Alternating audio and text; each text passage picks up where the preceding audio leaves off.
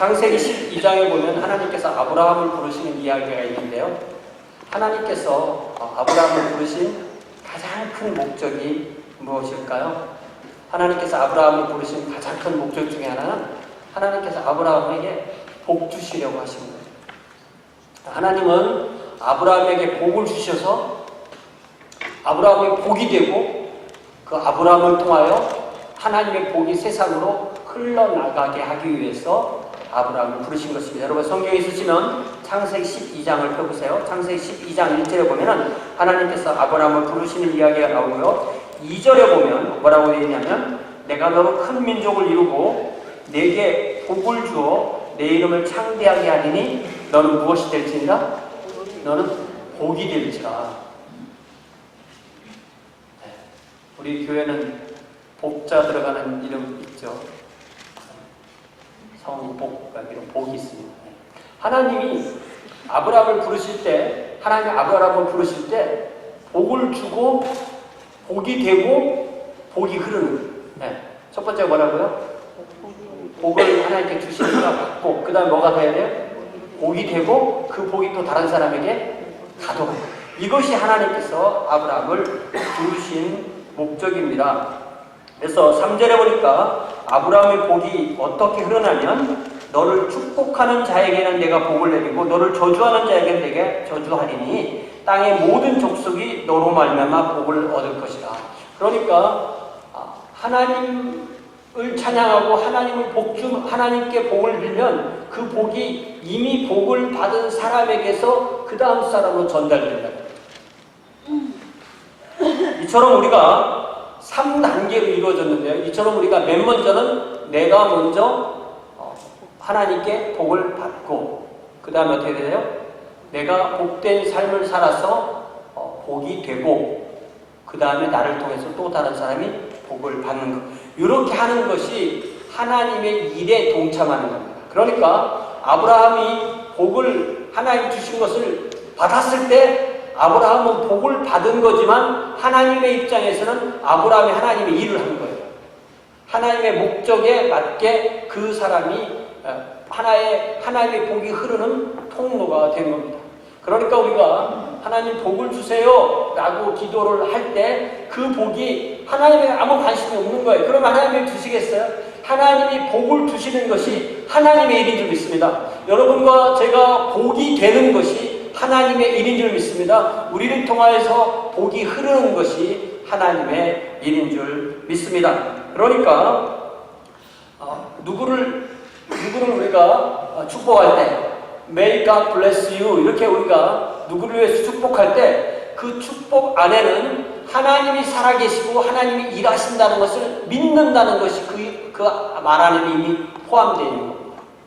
하나님이 계시지 않는데 God bless you라고 할 수가 있겠어요? 하나님이 계시긴 하지만 아무 일도 하지 않으신데 God bless you라고 할 수 있겠어요?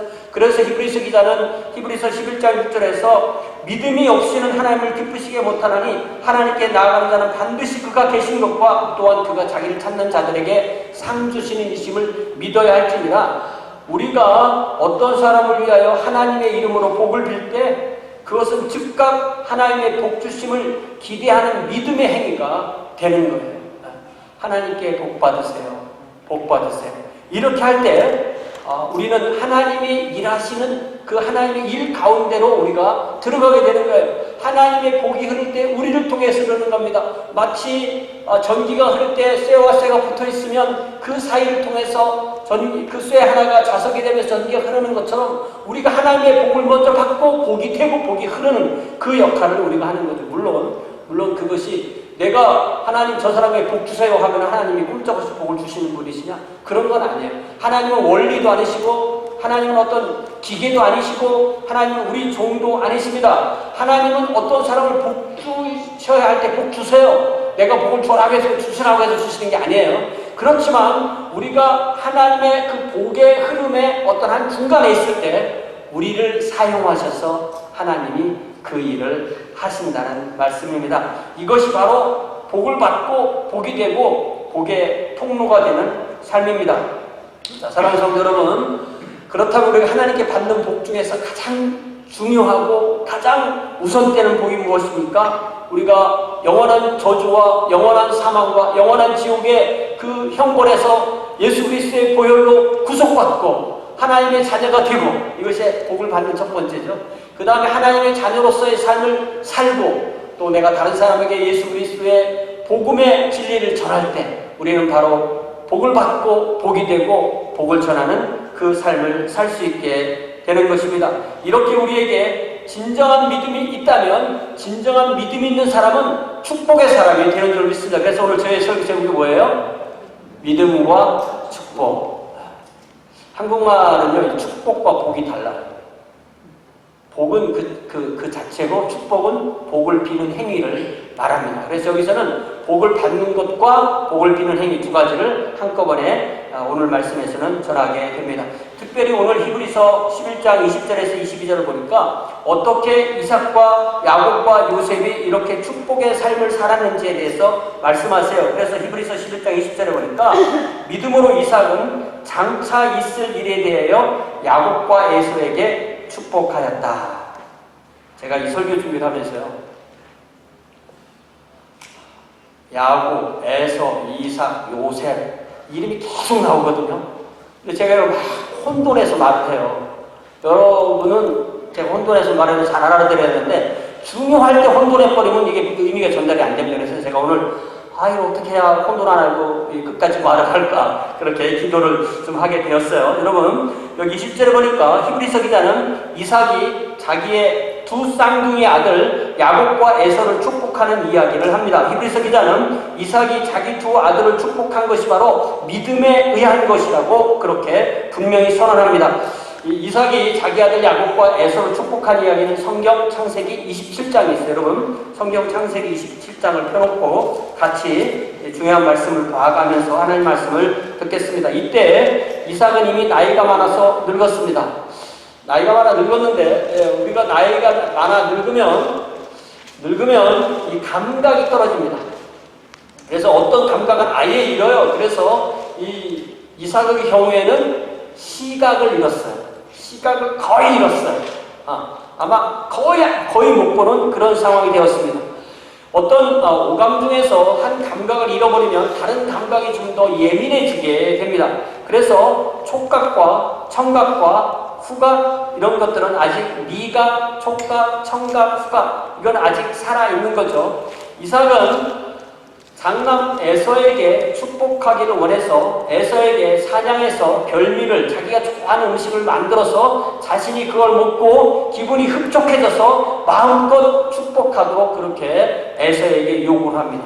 그런데 이 말을 누가 들었냐면 자기 아내 리브가가 들었어요. 리브가가 생각할 때는 이 축복은 야곱에게 가야 되는 건데 왜 우리 남편은 이삭에게 벌써 틀렸죠? 에서에게 준다고 할까? 그렇게 된 거죠. 그러면 이 방법이 아니라 탁 들어가서 에서가 아니라 야곱에게 해야 될 것 같은데요, 이렇게 말할 수 있을 것 같죠, 그죠? 근데 그 방법을 택한 것이 아니고 에서가 사냥하러 나가는 사이에 얼른 자기 둘째 아들 야곱을 불러서 둘이 작당을 합니다. 그 작당하는 이야기가 어떻게 나오냐면은, 가서 집에 있는 염소 새끼 2마리를 잡아서 내가 요리를, 맛있는 요리, 니네 아빠가 좋아하는 요리를 해줄 테니까 그걸 가지고 들어가서 음식을 해드리고 축복을 받아라, 이렇게 말합니다. 그러자 야곱은 어머니에게 자기 형은 털이 많고 자신은 매끈매끈한 사람이라 아버지에게 정체가 드러날 거라고 염려를 합니다.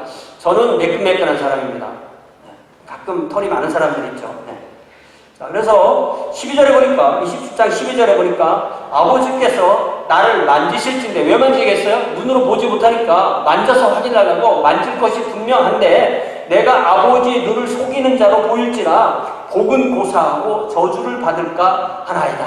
아버지 이삭의 시각은 거의 사라졌지만 촉각은 엄연히 살아있는 거죠.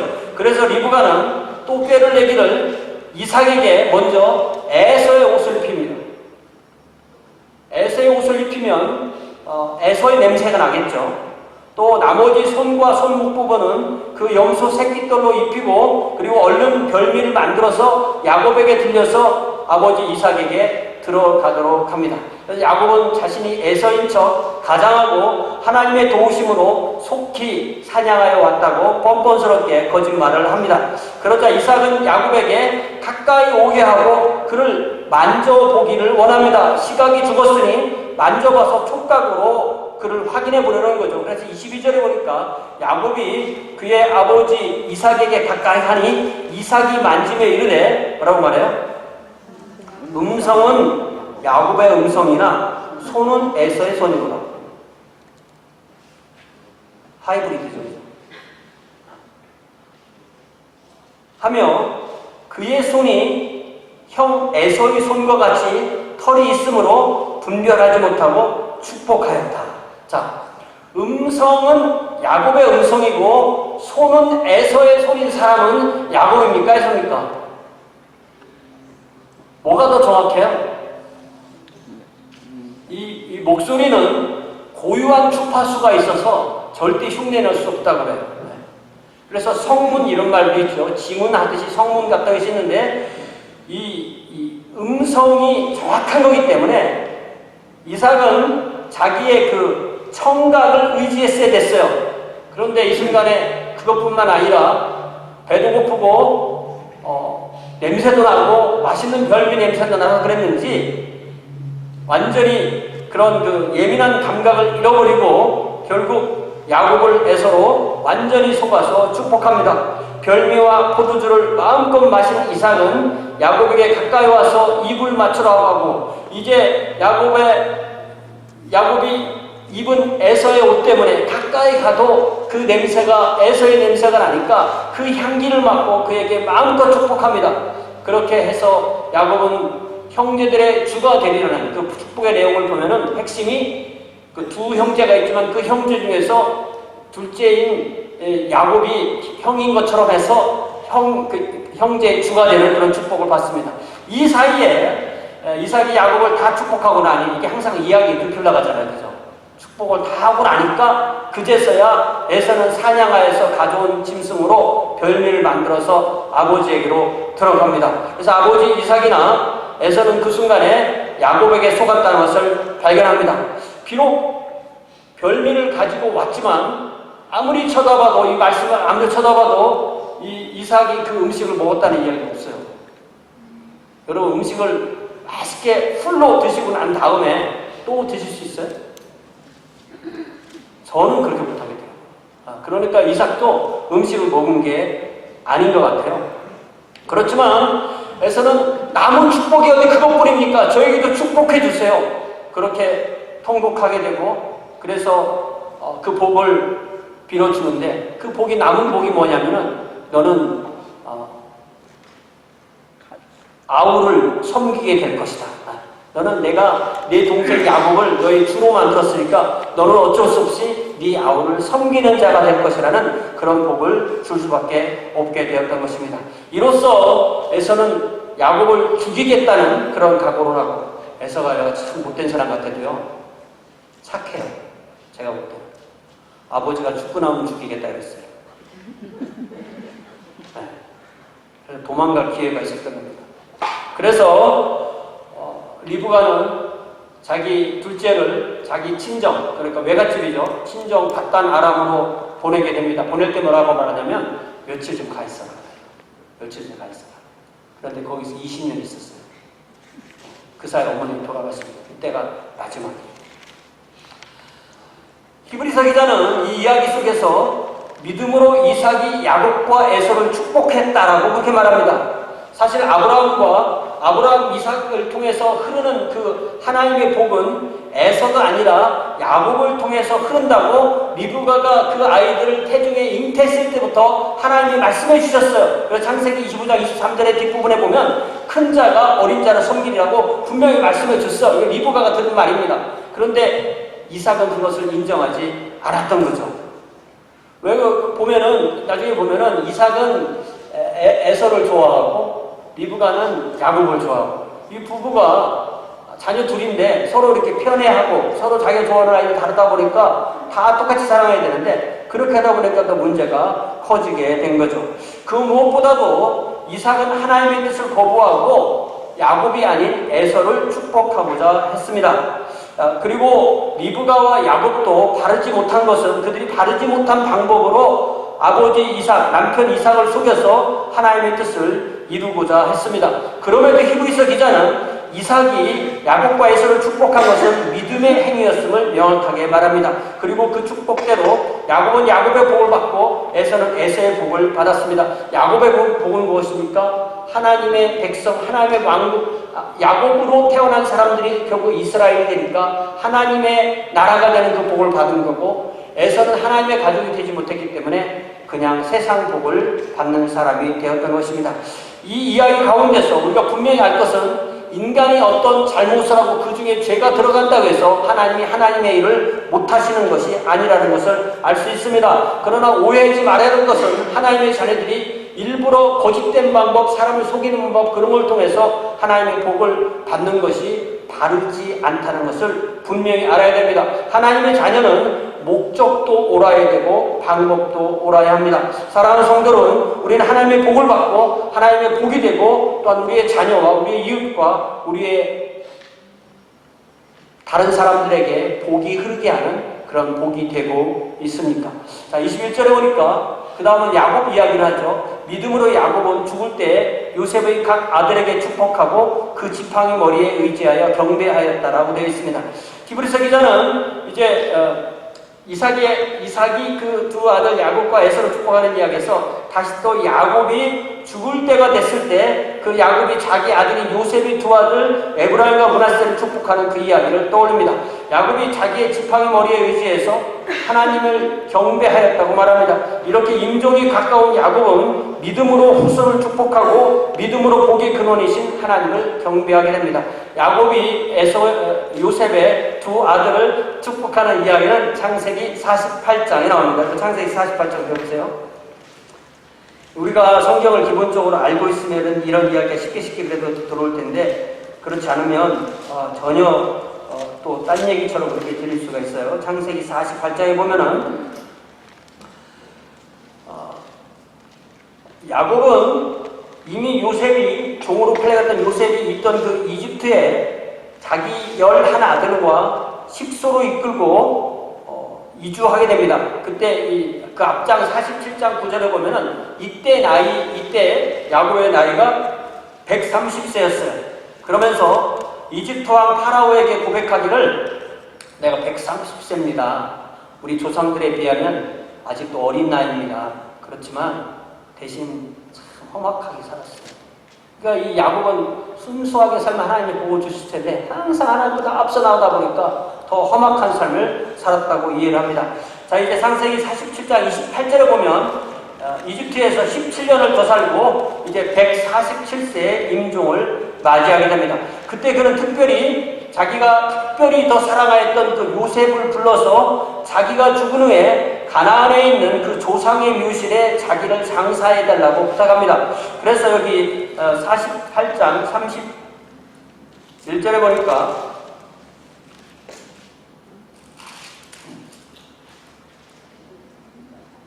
47장 31절에 보니까 야곱이 또 이르되 내가 맹세하라 하매 그가 맹세하니 이스라엘이 침상머리에서 하나님께 경배했다 이렇게 되어 있습니다. 그러니까 이 히브리서에서는 지팡이머리에 의지했다고 했죠. 그리고 이 성경에서는 침상머리에 경배했다고 했죠. 이게 그 히브리어 원어를 이렇게 보면 침상머리로 그렇게 번역할 수도 있고 이렇게 보면 지팡이머리로 번역할 수도 있고 그래요. 그래서 이 히브리서에는 둘 다 지팡이라고 이렇게 번역이 되어 있지만 이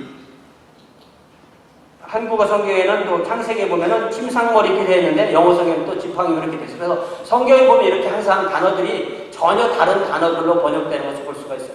침상머리를 의지했던 지팡이머리를 의지했던 그는 더 이상 자기 자신을 의지할 수 없는 사람이 됐다는 얘기죠.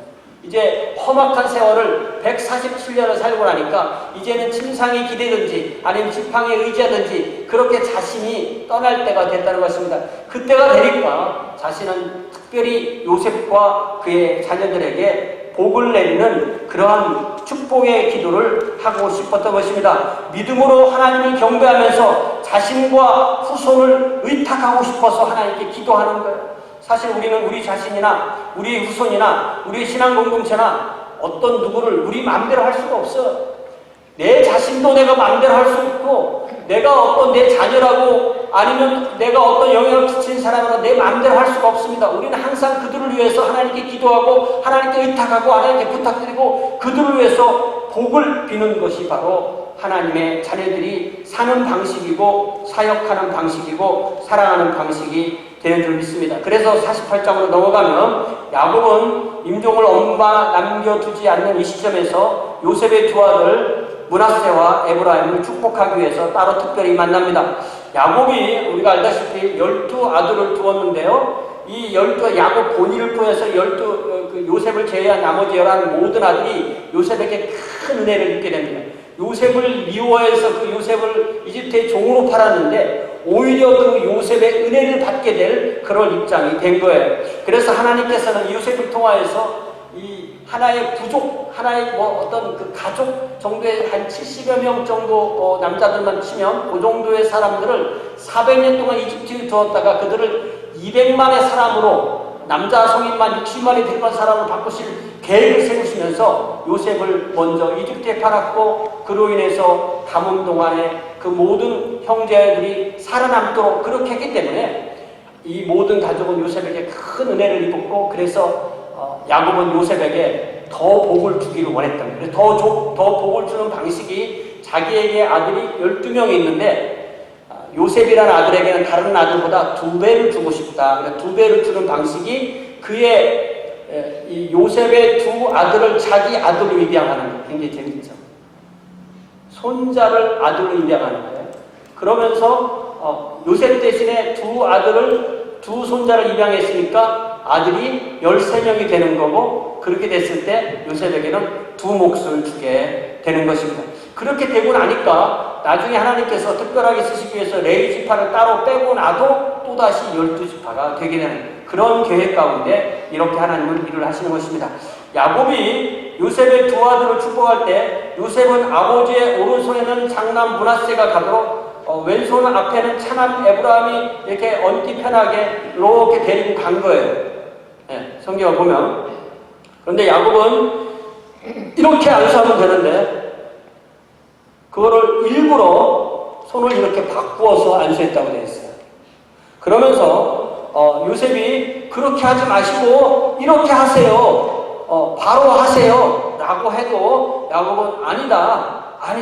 이건 내 뜻이다. 그의 아우가 그보다 큰 자가 되고 그의 자손이 여러 민족을 이루리라. 이렇게 했다는 거죠. 이게 무슨 얘기냐면 야곱은 본인도 둘째로서 하나님의 복을 받았듯이 이 둘째에게 더 큰 복을 주기를 원했던 것 같아요. 그래서 요셉의 차남 에브라임을 장남 므낫세보다 더 축복하게 됩니다. 저는 장남입니다. 그래서 장남들이 항상 유리할 것 같아도요. 장남들은 좀 미련해요, 사실. 형 누나를 다 이렇게 배우는데 막내로 갈수록 예진자는 막내를 유리한 거예요.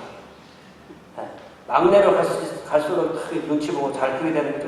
어쨌든 성경을 보면 다윗왕도 막내였고 막내들이 아주 큰 일을 하는 경우가 있습니다. 어쨌든 하나님은 이렇게 야곱이 그렇게 손을 맞바꾸어서 둘째를 축복한 그것을 통하여서 하나님 또한 일을 하시게 됩니다. 하나님은 하나님의 일을 하시되 우리와 함께 우리를 통해서 일하시는 경우가 대부분입니다. 이렇게 볼 때 우리가 먼저 하나님의 어떻게 되겠죠? 하나님의 복을 받고 그 다음 뭐죠? 복이 되고 그 다음에 나를 통해서 복이 흐르게 되는 복의 통로가 되어서 우리가 우리의 자손과 우리의 이웃과 우리의 교회 성도들을 축복하는 것이 얼마나 하나님 앞에 크게 쓰임받는 것인지를 다시 한번 깨닫게 됩니다. 사랑하는 성도 여러분, 우리가 먼저 하나님께 복을 받읍시다. 아멘. 복이 됩시다. 아멘. 복이 흐르게 합시다. 이것이 나의 일이기 전에 하나님의 일인 것입니다. 세 번째로 히브리서 기자는 22절에서 믿음으로 요셉은 임종시에 이스라엘 자손들의 떠날 것을 말하고 또 자기 뼈를 위하여 명하였다고 하였습니다.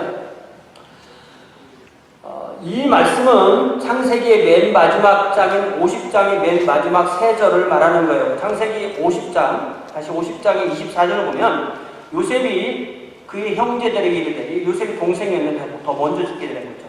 그의 형제들에게 이르되 나는 죽을 것이나 하나님이 당신들을 돌보시고 당신들을 이 땅에서 인도하여 나사 아브라함과 이삭과 야곱에게 맹세하신 땅에 이르게 하시리라. 이렇게 말합니다. 그렇습니다.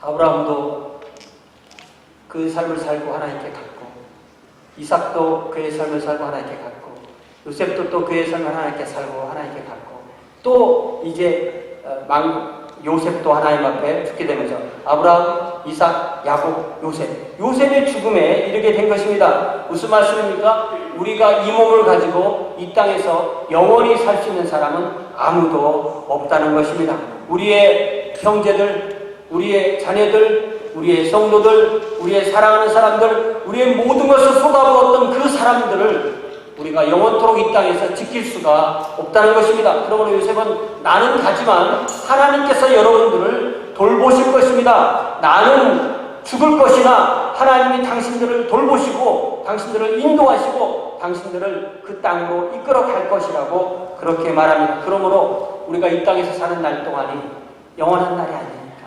우리에게 맡겨진 우리의 자녀, 우리에게 맡겨진 우리의 가족, 우리의 성도, 우리의 이웃들, 내 영향력을 끼치는 사람들에게 하나님의 복이 흐르게 해야 되는 줄 믿습니다. 그것이 바로 하나님의 복이 되고 복된 삶을 살게 되는 것이죠. 우리가 주님 앞에 가는 그 순간에도 나의 가지고 있는 모든 것으로 다른 사람에게 복이 되게 하는 그 삶이 아름다운 삶이 아니겠어요? 저도 매일 말로만 하고 못해놨는데 그 위를 써야 된다고 하더라고요. 그래서 위를 만들어서 변호사한테 가서 공증을 해야지만 그 일을 한답니다. 일이 써놔야 되는데, 아이고, 제가 하는 법을 잘 몰랐는데, 혹시 아는 분 있으면 알려주셨으면 좋겠어요. 그 윌에, 자신의 윌에 하나님의 뜻이 들어가 있나. 하나님이 나의 죽음을 통해서 하나님이 어떤 복을 나의 자녀들과 나의 성도와 나의 이웃들에게 끼치게 하실 것인가. 그것을 우리는 준비해야 되는 줄로 믿습니다. 특별히 야곱은 에서는 자기를 위하여 이집트로 돌아온 그 모든 날부터 다시 떠나갈 그날을 미리 기다립니다. 이 이집트는 우리가 임시로 거하는 곳이다. 이곳에서 영원토록 살 것이 아니다. 우리는 하나님께서 아브라함과 이삭과 야곱에 허락하신 그 가나안 땅으로 언젠가는 갈 거다. 그 날을 믿음의 눈으로 바라보고 미리 자기 형제들에게 말하면서 그것을 위해서 축복하는 겁니다. 그런데 이 일이 어마어마하게도 40년도 아니고 400년 후에 이루어지게 되는 거죠. 그 400년 동안 하나님은 이집트에서 이스라엘 자손들을 이집트를 모판 삼아서 이집트를 배양지 삼아서 그곳에서 하나의 민족으로 만드셔서 그 말씀을 성취하게 되는 것입니다. 그러면서 25절에 보니까 요셉이 또 이스라엘 자손에게 맹세시켜 주기를 하나님이 반드시 당신들을 돌보시리니 당신들은 여기서 내 해골, 좀 번역이 그렇지만 히브리서는 내 뼈 이렇게 되어 있죠. 유골입니다. 유골. 내 뼈를 메고 올라가겠다 하라. 이렇게 됩니다. 이 맹세로 인해서 이스라엘 자손은 이집트를 탈출할 때 출애굽기 14장에 보니까 이 요셉의 뼈를 챙겼어요. 그 얘기는 뭐냐면 요셉의 뼈가 어디 있는지 알았고 그 뼈를 잘 관리했다는 얘기죠. 그리고 광야 생활 40년 그리고 여호수아 시대에 그 가나안과의 전쟁 그 모든 걸 다 마치고 나서 여호수아 24장 여호수아 맨 마지막에 가니까 바로 야곱이 세겜에서 산 밭에 요셉의 뼈를 장례했다는 이야기가 여호수아 24장에 나옵니다. 이렇게 요셉이 400년 전에 하나님 앞에 믿음으로 부탁한 그 일이 400년도 지나고 그 다음에 광야 생활 40년도 지나고 또 그 여호수아 시대에 끝날 때쯤에 가서 성취되는 것을 볼 수가 있습니다. 믿음으로 우리가 우리의 자녀와 또한 우리 자신의 어떤 뜻이 이루어지도록 하나님께서 주신 그 뜻을 이루도록 기도할 때 하나님께서 그 일을 이루어 주신다는 사실을 압니다. 그러니까 축복이라는 것은 하나님을 향하여 하나님이 일을 하시도록 미래를 열어놓는 행위죠. 내가 말로 하나님을 막을 것이냐, 내가 말로 하나님의 복을 향해서 열어놓을 것이냐가 바로 축복의 행위가 되는 겁니다. 사랑하는 성도 여러분, 그러면 우리는 이렇게 먼저 하나님의 복을 받고 복이 되고 축복하는, 나를 통해서 복이 흐르는 복의 통로가 되어야 될 줄 믿습니다. 그 일이 먼저 우리의 자녀들에게, 우리의 가정에서, 우리의 교회에서부터 먼저 이루어지게 합시다. 때로는요, 우리 주님께서는 네 가족이 원수가 될 수도 있다 이렇게 말씀하셨어요. 그러니까 이 로마서 12장 제가 인용한 축구에 인용한 말씀 보면은 너희를 박해하는 자를 위하여 축복하라 이렇게 되는데, 이 박해하는 사람이 아주 가까이 있을 수도 있는 거예요. 그렇기 때문에 나는 뭐 원수가 없는데 이렇게 생각할 수 있지만, 때로는 우리의 삶 가운데 어려운 일이 생기게 되는 거죠. 가장 사랑해야 될 사람이, 가장 갈등을 일으키는 사람이 될 그 상황에 대해서도 우리는 그들을 위하여 저주하지 말고 축복하라. 너희를 박해하는 자를 위하여 축복하라. 축복하고 저주하지 말라고 말씀하셨습니다. 사랑하는 성도 여러분, 우리가 어떤 관계에, 인간관계에 있든 누구와의 관계에 있든 내가 나를 통해서 나를 만나는 사람, 나하고 인격적인 관계가 이루어진 그 모든 사람에게는 나 때문에 나를 통하여서 하나님의 복이 흐르는 그런 사람이 되어야 되니까, 그러기 위해서는 단지 내가 어떤 하나의 기계가 아니라 하나님의 뜻대로 사는 그런 복이 되고, 복이 된다는 건 자동적으로 되는 게 아니에요. 내가 하나님의 자녀의, 하나님의 예수 그리스도의 인격을 닮아가는 그런 주의 자녀가 될 때 복이 되고, 그럴 때 나를 통해서 다른 사람들이 하나님의 복을 구하게 되고 축복을 구하게 되고 축복하게 되고, 그렇게 함으로 복이 흐르는 통로가 되는 줄로 믿습니다. 이 한 주간에도 그렇게 복이 되고 또한 복이 흐르게 하는 그런 귀한 주의 자녀들 되기를 주님의 이름으로 축복합니다. 함께 기도하겠습니다. 사랑의 아버지 하나님, 이 시간에 믿음으로 축복한 이삭과 야곱과 요셉을 돌아보면서 우리도 이렇게 주님의 복을 받고 복이 되고 복이 흐르게 되는 그런 귀한 축복의 사람이 되기를 원합니다. 아버지 하나님, 우리가 만나는 모든 사람들에게, 우리가 하는 모든 일이, 우리가 있는 그곳에서 하나님이 살아계시고 역사하심이 우리를 통해서 드러날 수 있는 귀한 주의 자녀들로 또한 이 한 주간의 삶도 인도하여 주시고, 우리가 다시 다음 주일에 나와서 주님의 말씀을 들을 때 또한 그 일로 인하여 감사와 영광을 돌릴 수 있는 귀한 삶으로 복 내려 주시옵소서. 예수님의 이름으로 기도하옵나이다. 아멘.